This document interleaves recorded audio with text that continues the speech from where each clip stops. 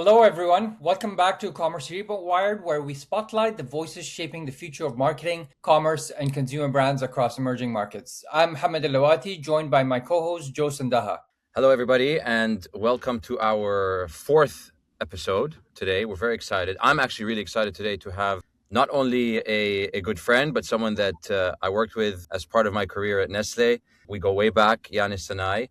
Yannis Dramis is joining us today. Yannis today is the head of marketing and consumer communication for Nestle in Vietnam, but has had a long career at Nestle doing many, many different things. So we're very excited, Yannis, to have you. Welcome, man. And thank you for Thank you so agreeing. much.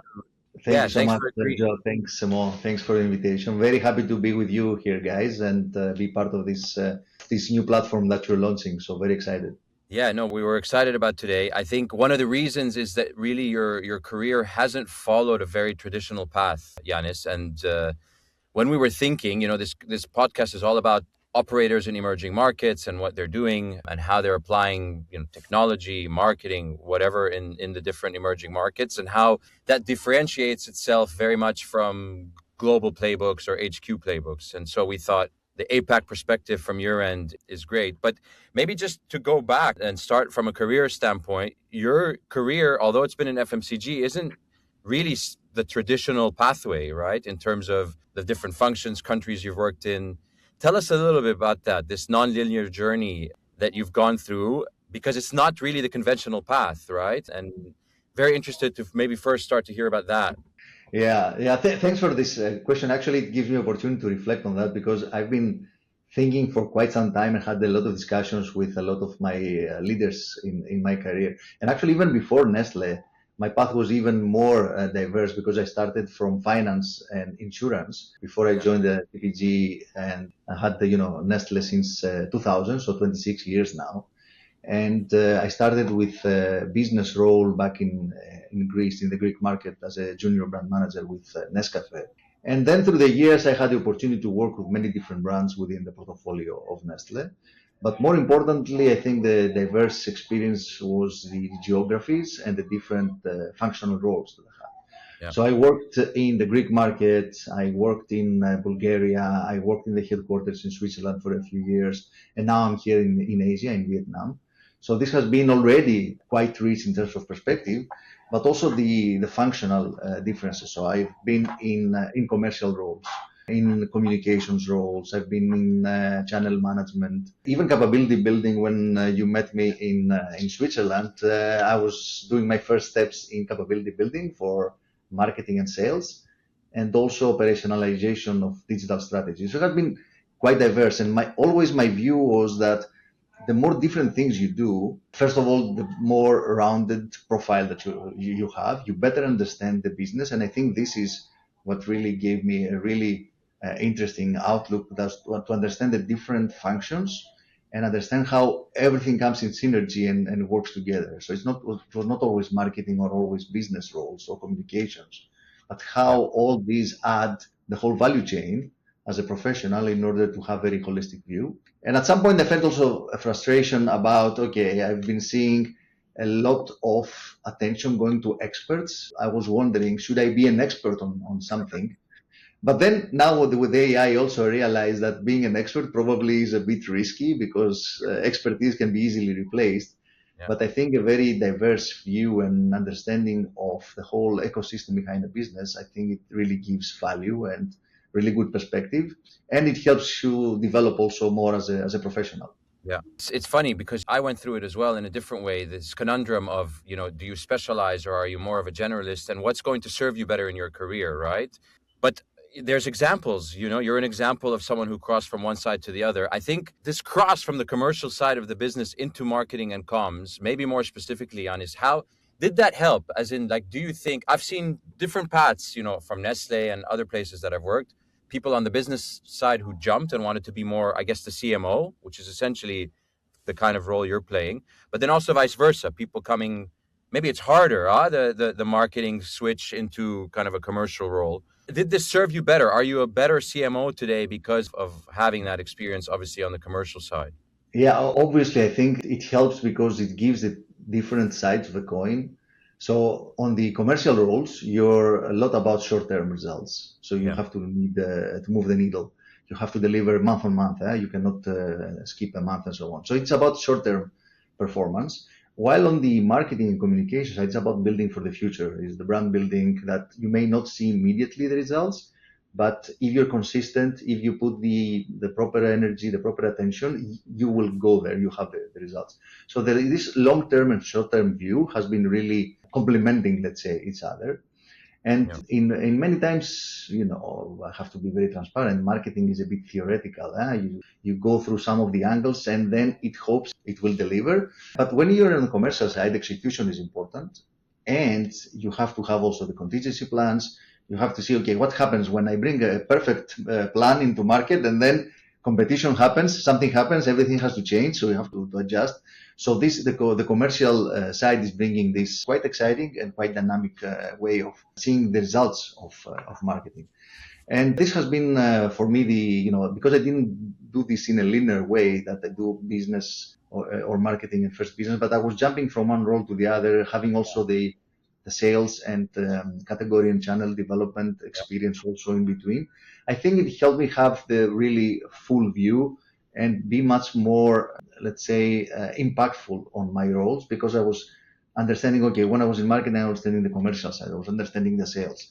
When I was in sales, I understood also the pain points of marketing. So I felt always much more in tune with what the other side of the table was bringing, because, in some cases also marketing versus sales or the commercial versus the communication, it can create some friction. So I think it was quite helpful for me and helped me understand all the different angles and add value. And hopefully in many cases to avoid having friction, avoid having difficulties, and promoting more collaborative, let's say, ways of working. I also had the chance to understand customers much more, especially when I was on the channel and category development. I had a lot of meetings with customers that I never had the chance to have when I was in marketing jobs. Or when I was also in commercial roles, I had the opportunity to work with factories, because I always had either a local or international factory servicing my business. So I had the chance also to work with the technical community very closely and the supply chain. So all these, I think, coming also to your previous question, helped shape a much more holistic view of business.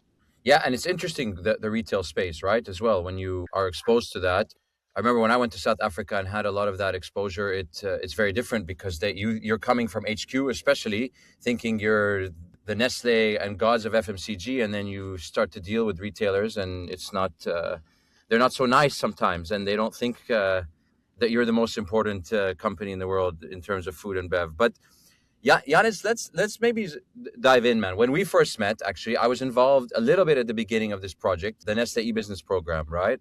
Or it was called the Nestle eBusiness Academy, right? And it was it was named after a while as an academy, actually. And it was launched at a global scale. And I think less so about what that program was. You can touch on that, but what does it actually take? Because ultimately, when I think back to that, what we were trying to do and what you led was essentially capability building, but also mindset and behavior change, right? So people adopting, it's a bit, we're going through it now with AI, but at that time it was essentially people adopting, digital skill sets and e-commerce skill sets, right? And how do you take a sleeping giant, maybe like Nestle at that time with that size, or any FMCG, and essentially across 30, 40,000 marketers implement this kind of change over time? Where do you think most organizations fall short? Why? And what do you think really worked for eBusiness Academy? Because it was fantastic as a program and high adoption. So what worked in that particular case? And now that you're in Vietnam, do you see that? Do you see oh man, I understand now why that was so important. Look, I think I was very privileged to go through that transformation phase with Nestle in the headquarters a few years back. It was one of the proudest moments, I have to say, in my career, because I had a chance to work on something from the really beginning with a really global outlook and a global ambition. And it was quite historical, let's say, in a way that we introduced a digital transformation. And you remember you were part of the team back then, of bringing new way of doing marketing. It was all about first party data, about content at scale, about the digital media, programmatic buying and so on, which were quite novel topics. And what I think made the difference was that because this program was like a monster to really design it, develop it, and bring it into action. What I think went well was that, first of all, we had the team, which was a very nice mix between the experts, and especially back then, these experts were coming from outside Nestle because they were new imported capabilities. And we had also people like myself that were more of the, let's say, veterans of Nestle, understanding how the markets work and so on. And so one really important and successful element was that we merged the expertise with the generalization and the external new digital capabilities with the old way of operating the market and marketing at the local level. So this allowed not for the digital skills to be something dry and imported in a way which is not natural and organic, but also allowed to bring expertise and credibility from outside that we did not have internally. The second thing that I think worked quite well was that we found the sweet spot between what we call the raising the floor, making sure that we have all the basic capabilities behind digital marketing, raising the ceiling, but by introducing some pockets of expertise and centers of competence, some centers of excellence in specific areas which were quite novel and quite exotic, let's say, for the average marketeer. But at the same time, make the senior management understand what is at stake. Because one, I think, of the elements that a lot of organizations fall short is that there is a disconnect between the senior leadership and the experts or whoever are agents of change. Because for the first time in history, as we were discussing back then, the younger people did not go to the more senior leaders to get the knowledge being transferred and the experience being transferred, because this was something completely new that nobody knew before. So it was very difficult for the newcomers, junior people, to get understanding about digital marketing from the senior leadership. So what we brought there with the Business Academy was also one element outside of the academy, which was what we used to call a real life simulation, which were bringing senior management, even from the executive board in some cases, that we were participating in a real life simulation of an online shop selling real products to real consumers as a training, let's say, battleground. They were developing content with their mobile phone in the office, doing campaigns on Google and Facebook and so on. So they really understood the effort that is needed behind and the transformation in order to win in a new reality that the old tricks, the old tools could not really help anymore. So I think that was one of the sweet spots as well. And this helped really bring the senior management on board, invest behind all the transformation efforts, the tools, the travels, the trainings, the inspiration. It all worked in great synergy. And one last, I think, element which was very important was that this idea was not about, as I said, the dry import of skills. It was about changing how people do the day-to-day job. And they saw the relevance and they adopted much faster because we were answering real problems of the real day-to-day life on how to win in the market. And I think that was the biggest, let's say, satisfaction out of this program. So now looking back after a few years since I left the headquarters, I still see elements of all this transformation in the market and in the marketing community and sales community. But I think what is more important is that now there is an accelerated sense of energy that still remains because the topics and the skills change. Back then was programmatic, now is AI. Back then was first party data, now it is something different. But what is, I think, really understood is now we need to be in a constant evolution and a constant change because we used to say about future proofing, you're never future proof. You always need to reinvent constantly yourself in order to be relevant and to be able to win in the market. Yeah, it's true that we used to say future proofing, but I like that. It's look, maybe on that and switching now a little bit to, I know Mo is very interested in diving into Vietnam and the APAC space. Maybe a last question on this transformation part. When this job is kind of behavior change, and you just said it, right? So what do organizations do? Like, let's just bring it to today. Now that we're in this AI world, and having done that e-business capability at scale at that time, how does this evolution continue to happen in terms of marketers today, understanding that they need to constantly adapt, constantly change? And now let's take your team, right? Your CMO, Nestle Vietnam. What have you had to do since coming to Vietnam to kind of ensure that, right? So now you have a wave of Nestle people who just went through the last 4 or 5 years of digital, e-com, and now all of a sudden it's AI and you need to learn AI. How do you keep up with that from an energy standpoint and make sure that people aren't also having fatigue, right? In terms of, oh my God, this is a lot, right? This change fatigue. When I went to South Africa, there was a lot of change fatigue at Nestle. It felt like HQ threw a lot at them all at once, and in a short amount of time, they had to learn all of these new skills. And yes, how does that work, man? You know, how do you kind of guide these people on your team today to keep up with this pace? Yeah. I'm quite fortunate being in Vietnam because Vietnam and generally Southeast Asia is so dynamic and so speed focused that you don't really have to, to ignite the passions and really tell them about, okay, guys, we need to accelerate, we need to change. This is a natural state of mind For for them. Southeast Asia. Yeah. Exactly. We need to progress, we need to evolve. Yeah. And something, maybe making a parenthesis about the Vietnamese society, something which has been very revealing to me is the relentless effort to advance and do better. And I guess that this is the same pretty much everywhere because everybody wants to do better and advance. But especially in Vietnam, this need is really in the DNA of the people. Obviously, it has to do with also the history of the country. Yeah? You know that the country in the latest second half of previous century, they went through all these conflicts, a lot of wars with French colonialism, then the Americans, China, and so on. And the country stayed a bit behind. The economy opened in the late 80s. And ever since, the country and the people on this country have been trying to do better. They have a feeling of we're a bit left behind from the world. Yeah. So the world has advanced, has evolved, and we were busy recovering from the war and poverty and so on. So there is a sense of have to do faster. And this makes really a big difference in the mindset of the people and how easily they adopt anything from new technologies to new products, new brands. So this is really a cultural thing for them.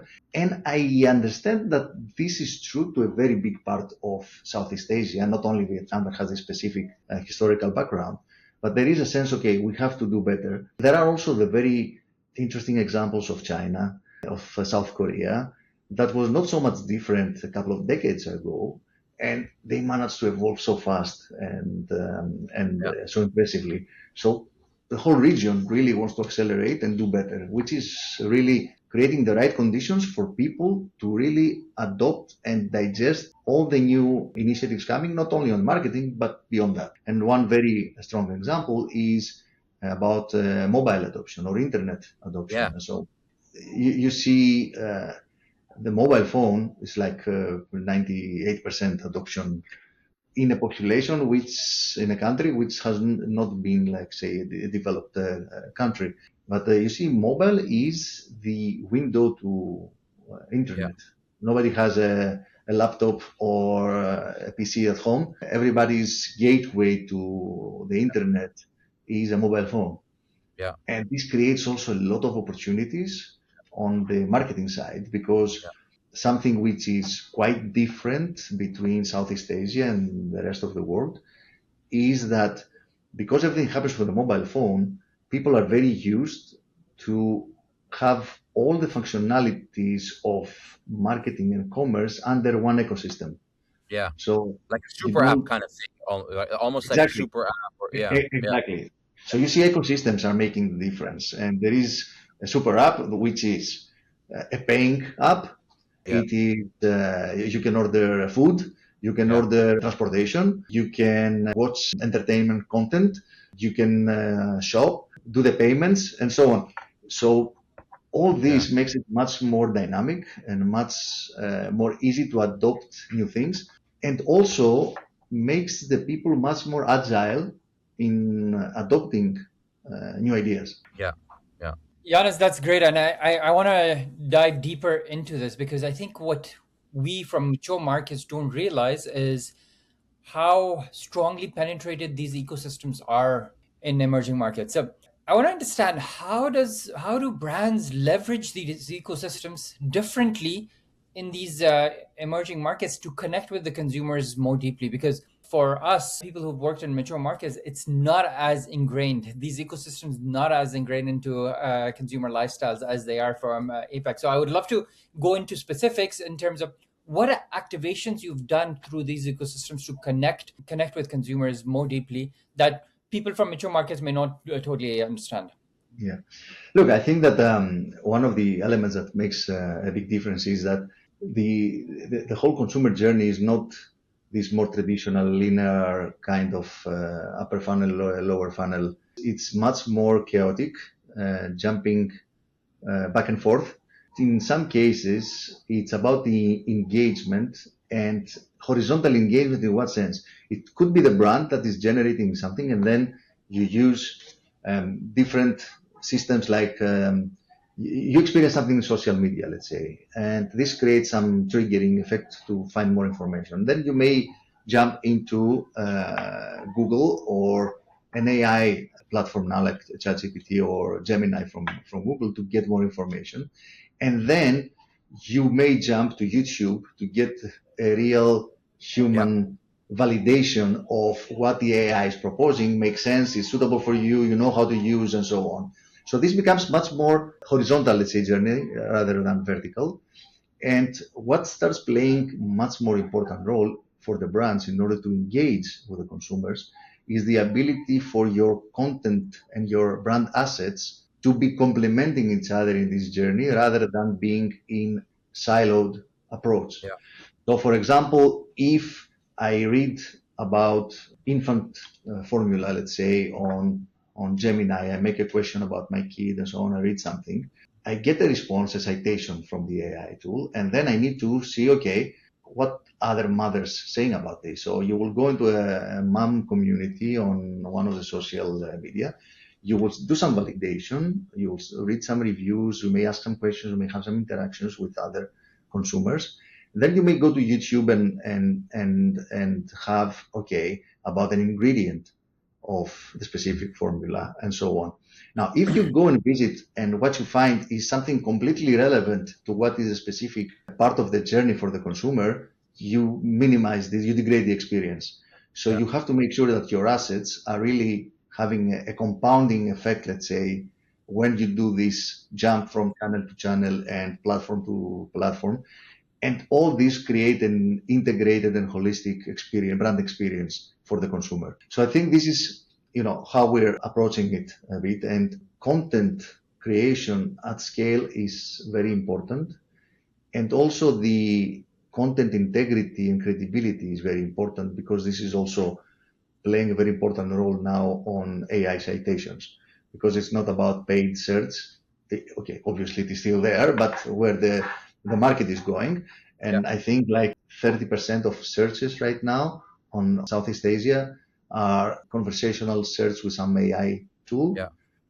And 60% of those do not generate a click anymore because you get a resolution to the question directly from the AI citation. So you don't click to go further as it was the case in traditional search in the past, which creates also a lot of new challenges, but also opportunities about how do you search now in the new world of GEO versus CEO. And this is where it requires a bit of mindset to be able to understand that, okay, we're not talking about clicks and keywords anymore, but we're talking about conversational or even visual search.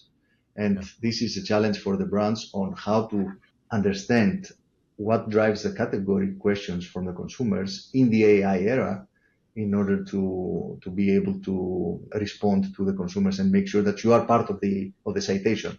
Because it's not about being on the first page anymore, but it has to be on the AI citation answer. So all these elements are creating a much more challenging environment for the brands to operate and succeed in the market. I want to jump deeper into the channel ecosystem. So when we talk about channels at our end, and when it comes to media planning, we talk about connected TV, we talk about paid social videos. and geo as well. So from a geo perspective, it's ChatGPT and others like it. Is the ecosystem or the channels that you leverage for your planning purposes, are the same channels relevant in Vietnam as well, or is there a completely different ecosystem that you use for connected planning in Vietnam?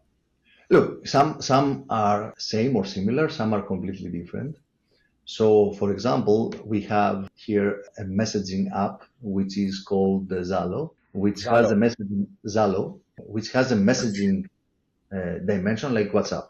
Okay. But at the same time, this has also content generation pages, like it works like Facebook. And this, the connecting point is the mobile phone number. So it doesn't require an email to be part of.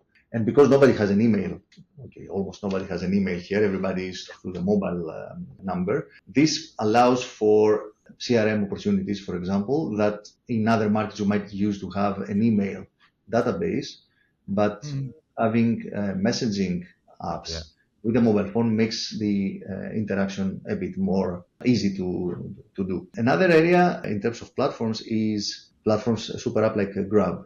So Grab, which is to some extent, it's actually a mix between Uber and WeChat and WePay with that they have in China, in the sense that you can obviously order a taxi or a scooter to take you places. You can order food. You can have common, let's say, food parties with friends and colleagues. So you can do like okay, I'm here working in this company and another person working in another company and my friend working in another company. We'll get together through Grab and order at the same time from the same restaurant. And we are part of the whole experience, even if in the end we receive the food in different locations and we eat separately. So there are plenty of different platforms that allow for the brands to really engage with consumers, test and learn, and have a lot of opportunity to connect in a much more meaningful way. There are another example is social commerce. Social commerce has been growing exponentially, even bigger than e-commerce. So TikTok Shop is one of the main platforms that introduced this in the region, and this actually have a big part of the share of commerce. And this is also a difference between the region and the West, is that this is not a conversion platform. This is more of an experience platform because it allows for content creation and consumption. It allows for the actual last mile delivery, the transaction and the last mile delivery. And the full ecosystem is having. You may see on TikTok, you go across the corner in the shop in the corner. It could be a mom and pop shop. You go there and you find a 60, 70-year-old lady, which has this mom and pop shop, doing a live streaming on TikTok, selling its products, and using Grab to deliver the product to the consumer in 30 minutes. So, and also very unique to Vietnam is the culture of being constantly on the go. Everybody is on a scooter. 100% penetration of scooters, even 10-year-olds have a scooter. Everybody goes everywhere on a scooter. So they stop in the wet markets to buy fresh vegetables, fresh fruit, and so on, and they don't even get off the scooter. They go to the scooter, stop in front of the stall, get everything on a bag, they hang it on the scooter, go to the next one, and so on. So this mobile first and mobility first situation, the ability to have instant delivery and instant gratification, whatever order I have, and very low cost last mile delivery because everybody's on a scooter delivering something, it is creating a very dynamic opportunity for commerce and for the brands to engage and really have the full funnel from discovery all the way to conversion and even loyalty, because a lot of these people with live streaming and so on also create a lot of advocacy for brands and channels and so on. This is exciting, and this is, I think, what you mentioned really brings the differences to life. So what I took from you is live commerce is big, group buying is something that is significant. And in many cases, the entire funnel actually happens on some of these individual platforms. I want to now pivot a little bit. Actually, no, before I pivot and move away from digital, I would love to understand, given the proliferation of these commerce channels, what is the percentage of business contribution from commerce versus traditional channnels, from Look, e-commerce versus traditional yeah, channels? obviously this is different according to the categories.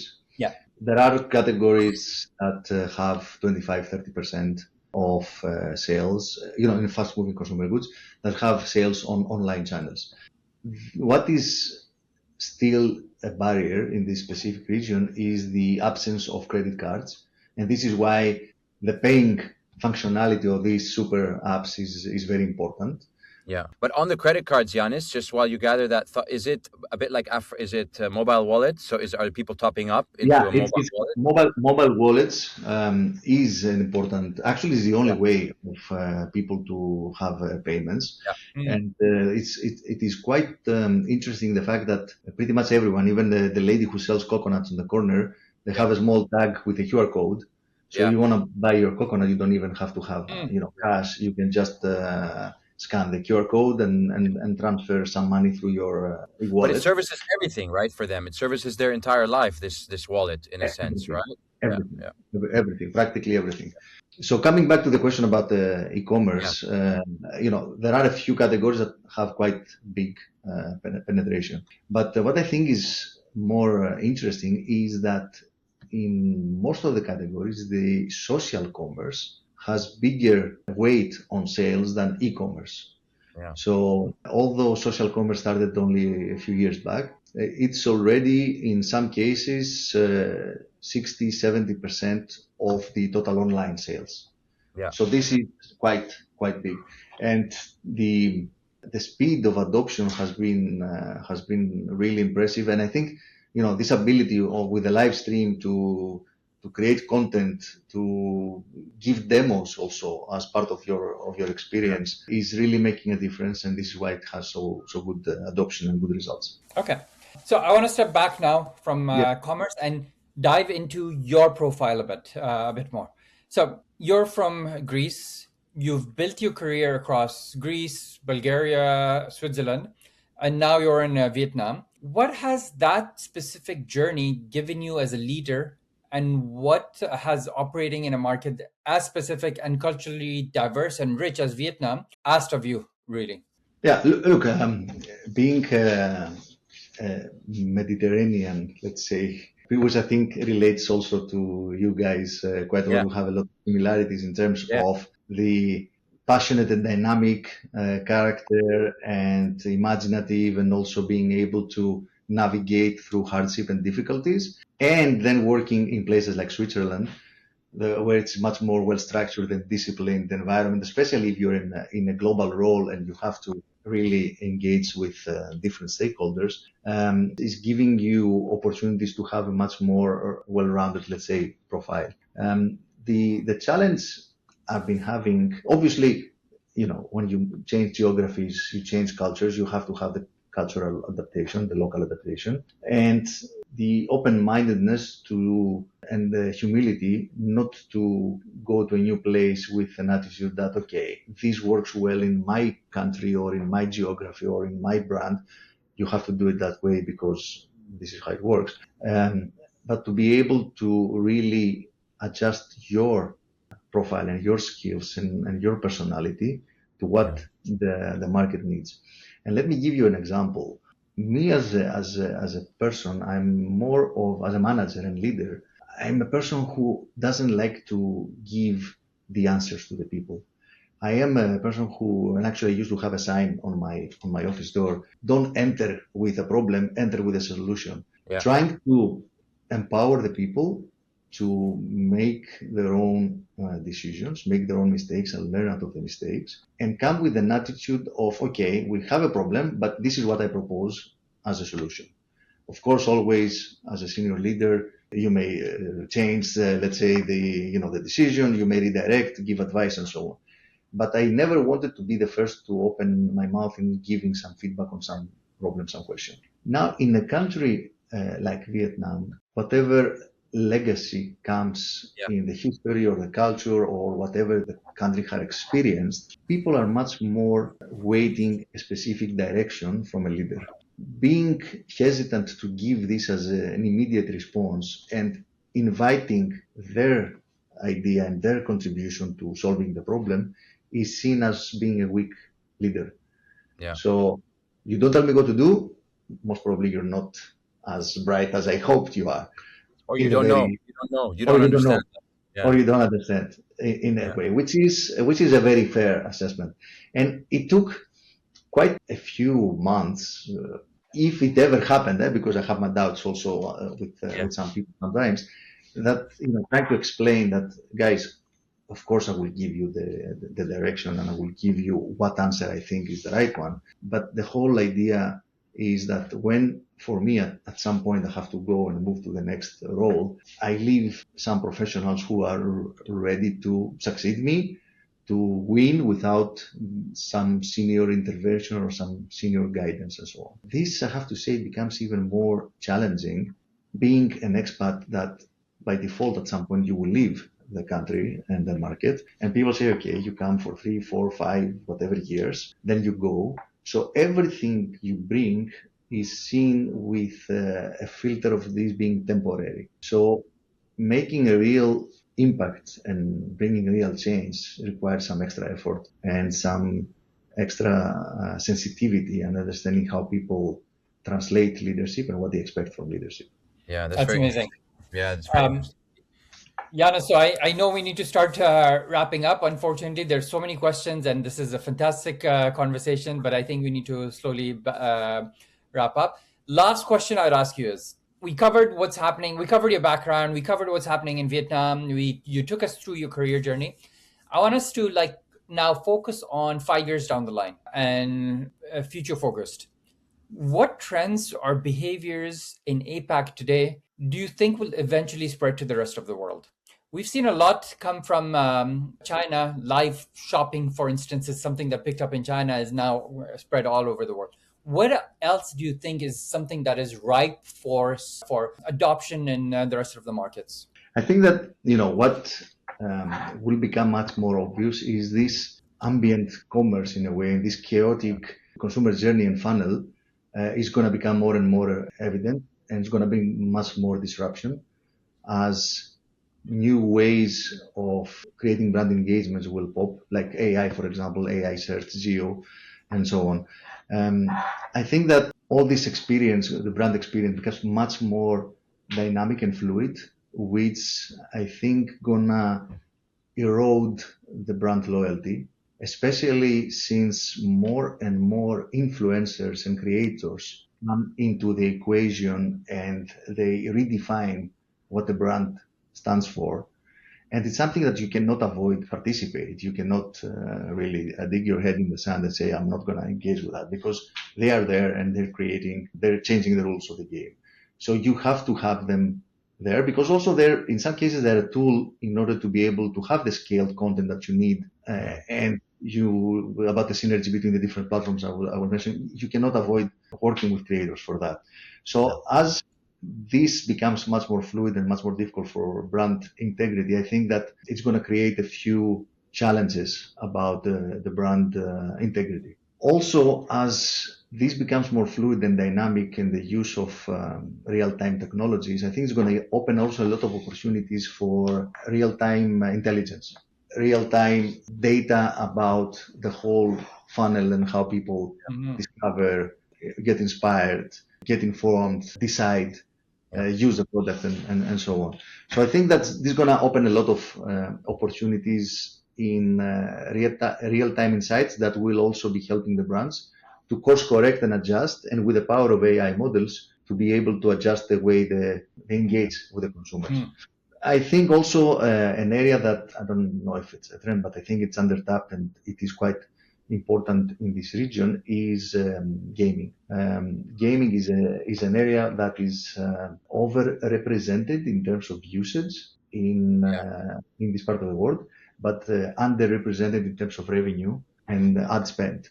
So I think that this is an area that more and more brands will be entered. All ages, yeah, man. Like all across all, yeah, Exactly, across all ages. Because usually if you're a gamer and then you grow up, you don't yeah, abandon them. The rule is that you still maintain some engagement and some involvement with your favorite games. And places like Vietnam, Indonesia, Philippines are yeah, also very important hubs for developing games, especially mobile yeah. games. So this is also an untapped opportunity that I think brands here will be tapping more and more in the near future. Yeah, Yanis, Mo, I know we said last one, man, but I gotta just touch on one last thing if it's fine with Yanis. I know we've gone over, but Yanis, on this, just staying on this, right? One thing we didn't really touch on was TET. I really wanted to understand a little bit more about TET. It's not just this campaign moment; it's really a cultural thing. TET. I think it ties it all together. It's taking something like that maybe is, to your point, the culture and the people have gone through a lot of change. They maintain this kind of thing. It's their new year, essentially, right? It's their new year celebration. How do you take something like that is so culturally resonant and relevant and then apply it across these, like what Mo was asking, all these channels? And I loved what you called it, ambient commerce, by the way. I love that term. How do you take something like that, which is so ingrained in culture, and then from a Nestle standpoint, or even just as brands, bring that to life in this ecosystem? Yeah. Look, first of all, it's one of the big challenges, especially for foreign companies, trying to understand and be true Yeah, to that occasion. yeah, Look, if you see it like a calendar opportunity, and okay, it's this time of the year, I'm going to do a massive campaign, I'm going to put some media behind, yeah, special packaging, promo, and so on. It's the most easy way to fail. Obviously, it requires to have good understanding, and I will try to explain it in a way that it's something which is really a burden but also an amazing opportunity for Vietnamese, this experience. And I will say, what do I mean burden? The Lunar New Year, as is the official, let's say, holiday of Tet, it has a lot of preparation for the Vietnamese.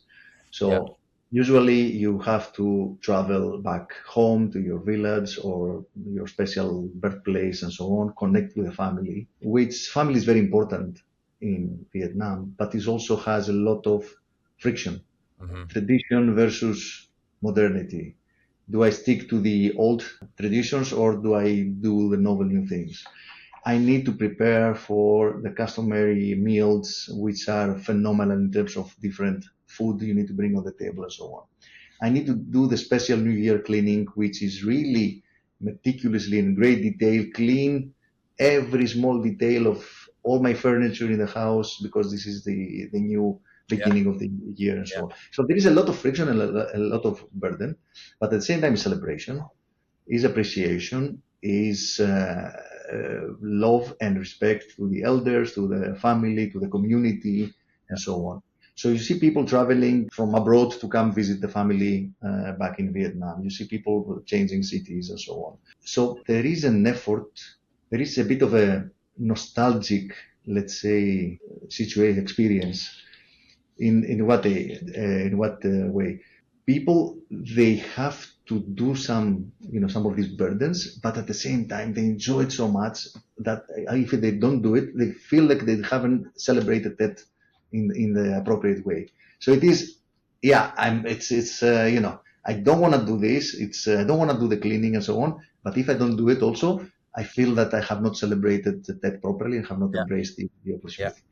So understanding that these contradicting forces of the pain yeah, point on one hand, but the enjoyment at the same time. Okay, I want to live in the big city, but yes, I have to go to the village back to connect with the roots and the family yeah, and the ancestors and so on. These contradicting powers make that so unique. yeah, And I think if you really tap into that, understand that, and crack it, you can have some really great opportunities for the brands to emotionally and meaningfully engage yeah, with consumers. And a bit as an anecdote from when I first came here, we were experimenting in the previous couple of years with a new idea, which was we called it green tech. yeah, Green because of all our commitment and journey in sustainability and so on. So we said, okay, what if we try a green tet, which is in line with responsible celebration. People celebrate a lot of gifting, a lot of food waste, a lot of packaging material because of all the gifts and so on. So from a sustainability standpoint, that is a bit of a nightmare, let's say. Yeah.